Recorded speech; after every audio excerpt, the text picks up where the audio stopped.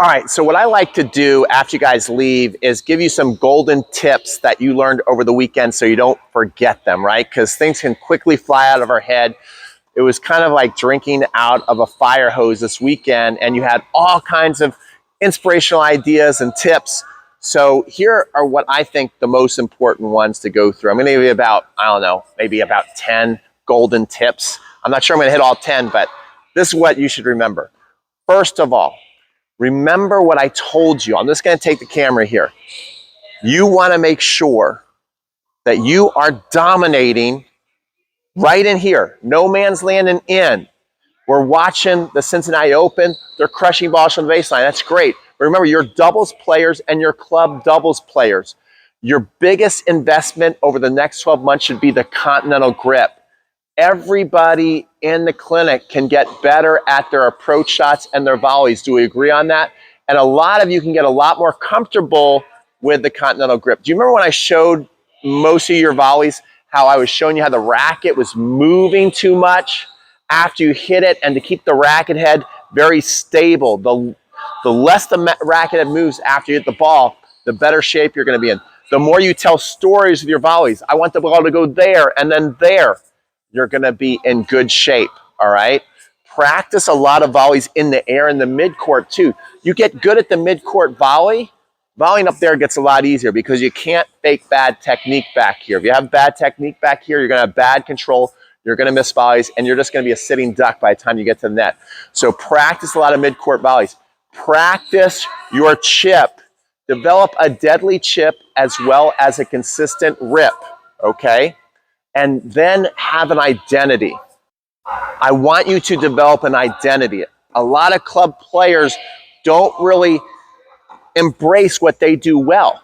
Some of you, even though you might want to hit like Roger Federer or Carlos Alcaraz, you might be better with an 80% chip, 20% rip strategy.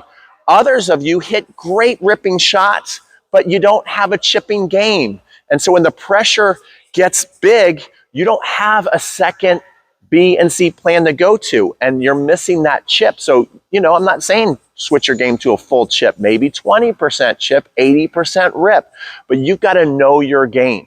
I want you to also master the 3 returns off of the chip on the second serve. Remember how we worked on the little short angle? I want you to master the short angle so then you and your partner can basically put the ball away right where your opponent served. I want you to master the deep chip so then you can come in with angles or go at the net person short to short. And I want you to especially master the lob over the net person's head because people don't move well under pressure, all right? So that is like this basic strategy to really work on over the next 12 months. Now, a lot of people always love to come to my camps for serving, and a number of you have a waiter tray serve. And this little simple drill here, remember to do it close to the net though, not way back here I am. But I'm telling you, this will get the waiter tray to go away in 1 day or less.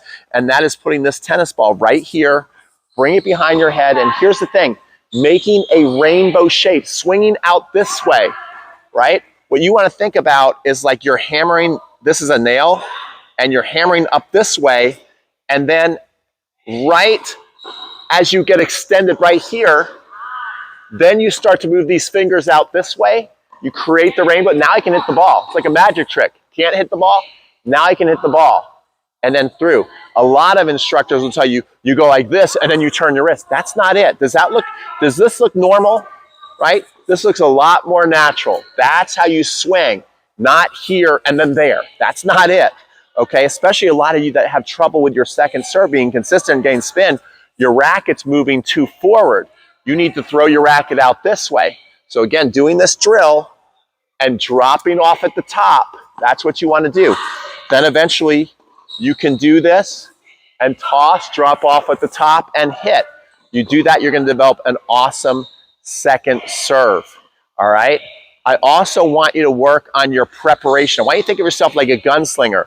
So when you're at home, remember our positions, creating poses, the mirror, mirror, the double puppy, the love story to catching the follow through. Simple things like that, and filming it and looking at where your contact point is going to make all the difference in the world. And then the final tip I want to give you is court positioning. Be aware. Don't get stuck in the two no man's land. You have the no man's land return. So let me show you this. A lot of you have to return no man's land because the serve's not coming in hard, but you don't necessarily want to run to the net. Hit the ball and get back behind the line. It might take you 2 shots to get back behind the line. A return, get back. Maybe you only make it to here the next time, that's fine, but then just don't stay here. Get another 2 or 3 steps back so you are in the green, behind the baseline. Very, very important, all right? And the last tip I want to give you is remember, not every day you're going to be playing your best tennis. Not every day are you going to get the best partner to play with. When that happens, be a good person. You want to be a good partner, be a good person. Don't be the reason somebody quits playing tennis. And as always, your family, so we want you and we need you back next year. So make sure you take advantage of the family discount. And I want to see you right back here. You're home away from home, Harpers Point. I love you guys. You know that. And we're going to have an even better year next year. We're going to extend it one more day. One more day of play and one more day of us. So we'll see you guys. And thanks so much for everything.